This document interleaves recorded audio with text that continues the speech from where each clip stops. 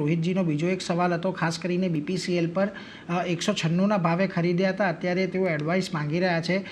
જતીનજી, તમારી પાસેથી બીપીસીએલ માટેની એક એડવાઇસ લેવી છે, કારણ કે જો 196ના ભાવે હતા એટલે ઓલમોસ્ટ આ વર્ષની શરૂઆતમાં કે એવી રીતે ખરીદવામાં આવ્યા છે, ઓલમોસ્ટ ડિસેમ્બર મહિનાની આસપાસ. ત્યાંથી તો એક સારો એવો ઉછાળો જોવા મળ્યો છે, પરંતુ ગઈકાલે એક સારી તેજી જોયા બાદ આજે ક્રૂડના ભાવને લઈને આપણને આ પ્રોફિટ બુકિંગ જોવા મળી રહ્યું છે.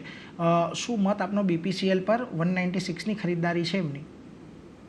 જો ફર્સ્ટ ઓફ ઓલ એમને થોડીક પ્રોફિટ બુકિંગ કરવાની હું સલાહ આપીશ. ભલે એ થોડાક હોલ્ડ કરે, પણ થોડી ડેફિનેટલી પ્રોફિટ બુકિંગ કરવી જોઈએ, કારણ કે સારી એવી એને સાઈડ જોવા મળી છે. અને અગર જો હું બીપીસીએલના ચાર્ટ્સ પણ જોઉં તો 240 જે રિસેન્ટલી જે રેલી થઈ છે માર્ચના લોઝથી 240થી લઈને ઓલમોસ્ટ 330ના લેવલ સુધી એક સારી અપસાઇડ મૂવ જોઈ ચૂક્યા છે. એટલે ઓલમોસ્ટ 40%નો રિટર્ન તો ઓલરેડી છેલ્લા 2 મહિનામાં આવી ગયો છે.